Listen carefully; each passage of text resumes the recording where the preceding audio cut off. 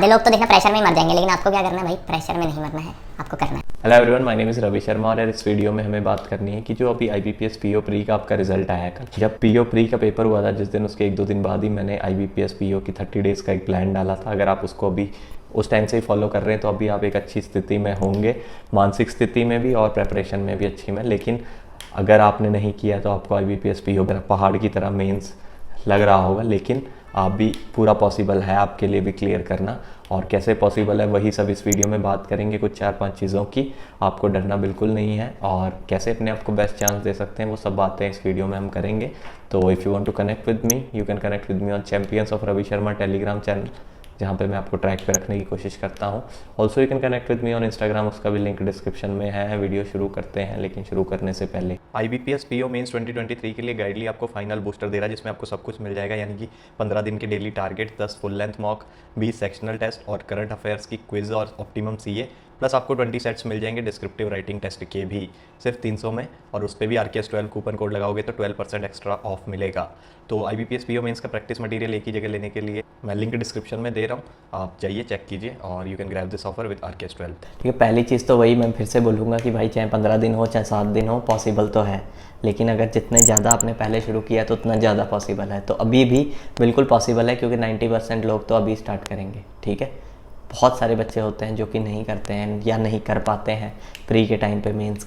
तो सबसे इम्पॉर्टेंट है कि अपने आप को आप बेस्ट चांस दें, ताकि आपको कभी रिग्रेट ना हो कि यार वो 15 दिन अगर मैं अच्छे से लगा देता तो मेरी जॉब लग जाती। ठीक है, तो पहला यही पॉइंट। अब सेकंड पॉइंट है कि भाई आपको जो क्वांट और रीजनिंग है उसमें अगर आप एवरेज भी हैं तो ठीक है, कोई इशू नहीं है। लेकिन आपको जो जनरल अवेयरनेस और जो ये है इंग्लिश, इस पे बहुत फोकस करना है। यहाँ पे आप अपने नंबर खींच सकते हैं अगर आपको आता है तो भाई इजी पिकिंग्स है ये। अगर क्वांट में सब कुछ आपके कंसेप्ट क्लियर भी हैं, वहाँ पे फिर भी आप फंस सकते हैं। लेंथी कैलकुलेशन आ सकती है, या फिर कुछ पॉइंट है जो वो पकड़ाना चाहते हैं पर आप नहीं पकड़ पा रहे हैं रीजनिंग के उस पजल में, या फिर क्वांट के उस DI में, तो आपको इशू हो सकता है। तो एवरेज मार्क्स ही आते हैं सबके। तो अगर क्वांट रीजनिंग में आप एवरेज हैं या फिर आपको डर लग रहा है तो भी आप चिंता मत करें। अगर ये दोनों सब्जेक्ट आपने अच्छे से कर लिया प्लस थर्ड है डिस्क्रिप्टिव, तो आपका पेपर क्लियर होगा। अब जनरल अवेयरनेस में करना कैसे है, 6 महीने की एक वीडियो बनाइए कि 6 महीने को 20-25 दिन में कैसे करें, वो प्लीज़ आप देखें और आपको पता चलेगा कि 6 महीने की आप कवर कर लेंगे। 6 की नहीं तो एटलीस्ट 3 की तो बहुत अच्छे से करें आप।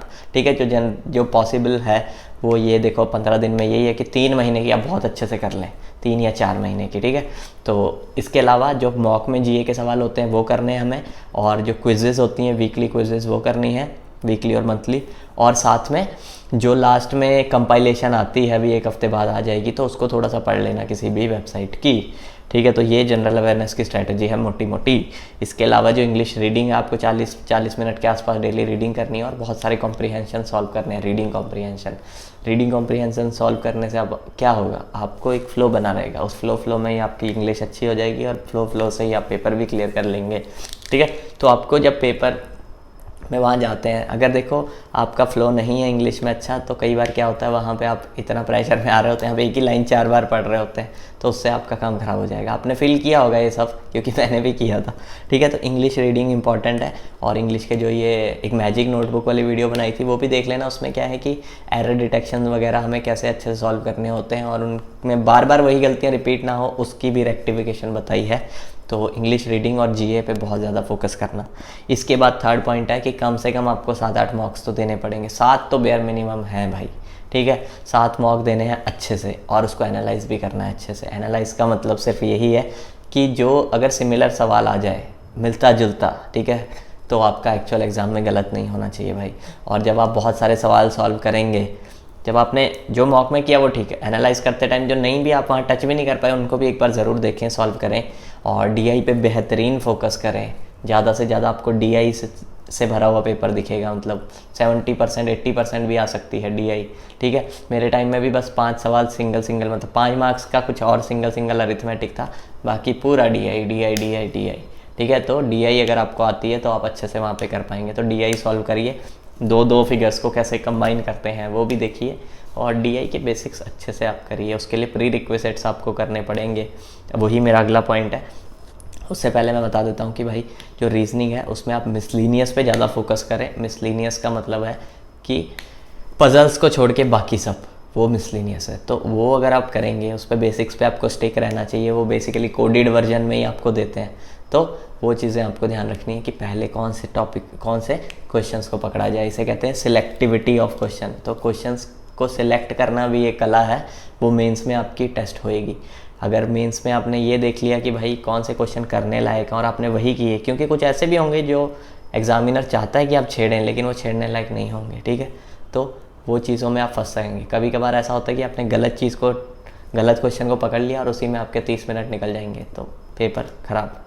तो आपको फिर अगले साल की बारी का वेट करना पड़ेगा। तो इसलिए सिलेक्टिविटी ऑफ क्वेश्चंस इंपॉर्टेंट है। वो तभी आएगा जब आप 7 मॉक्स अच्छे से देंगे, तो ठीक है, तो ज़रूर देना 7 मॉक, ठीक है। इसके अलावा डिस्क्रिप्टिव प्रैक्टिस का मतलब क्या है कि भाई आपको डेली 2 ऐसे और 2 लेटर राइटिंग करने हैं, ठीक है। तो वो उसकी भी एक वीडियो बनाइए कि ज़िंदगी में, दुनिया में कोई भी अगर ऐसे आ जाए या कोई भी लेटर आ जाए तो आपको कैसे लिखना है। इससे पहले वाली वीडियो वही थी, ठीक है।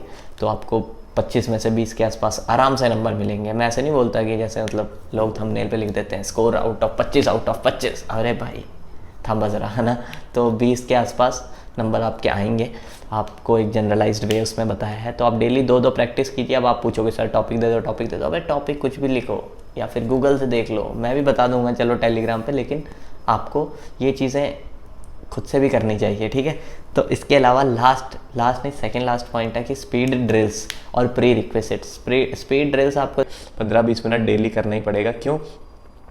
क्योंकि अब आप बोलोगे कि सर मेंस में तो सिलेक्टिविटी ऑफ क्वेश्चन से इंपॉर्टेंट है, स्पीड की कहाँ बात आ गई। देखो स्पीड है तो मेंस में भी फ़ायदा होगा, और कुछ सवाल ऐसे भी होंगे, क्या पता क्वाड्रेटिक वगैरह आ जाए आपको, तो स्पीड है तो अच्छी बात है। उससे आपके बाकी प्री की भी जो तैयारी है वो भी अच्छे से रहेगी। तो स्पीड ड्रिल्स का मतलब यही है कि 2x2 की मल्टीप्लिकेशन कर लें। अब दिमाग में थोड़ा मतलब पेन एंड पेपर का कम यूज़ करें, दिमाग में अपना दिमाग इससे और तेज आपका चलना शुरू होएगा।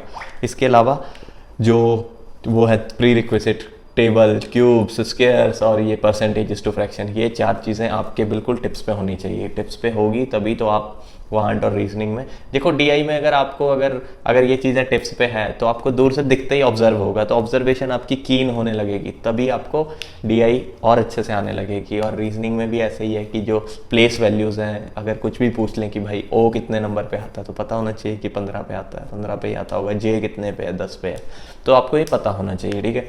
तो अगर उल्टा भी पूछ लें कि भाई मतलब डी के साथ कौन सा उल्टा जमता है तो डब्ल्यू जमता है, तो वो पता होना चाहिए भाई। ये सब टिप्स पे होनी चाहिए। अभी मैंने कब पहले किया था फिर भी मुझे अभी तक पता है, ठीक है। तो ये सब रहेगा। और लास्ट पॉइंट है कि जब तक तुम हार नहीं मानोगे तब तक तुम्हारी हार नहीं होगी। तुम्हें क्या करना है, लड़ना है पहले तो इस प्रेपरेशन फेज़ में। उसके बाद जिस दिन पेपर होगा, एक तो मैं पूरे वीडियो लाऊंगा पेपर में क्या सीन होता है भाई, क्या आपके दिमाग में थॉट चलते हैं। मैंने पुरानी बनाई थी वीडियो, मुझे भी देखना पड़ेगा उसी वीडियो को, और फिर दोबारा फिर से एक फ्रेश वीडियो बनाएंगे with some twist in it, ठीक है। तो आपको डरना नहीं है। और पेपर जिस दिन होगा उस दिन की भी कुछ वीडियो बनाएंगे, और जिस दिन पेपर होगा उस दिन के लास्ट मिनट तक आपको लड़ना है और आप जीत जाएंगे, ठीक है। तो आधे लोग तो देखना प्रेशर में ही मर जाएंगे, लेकिन आपको क्या करना है भाई, प्रेशर में नहीं मरना है, आपको करना है। All the very best and लग जाओ 15 दिन अच्छे से।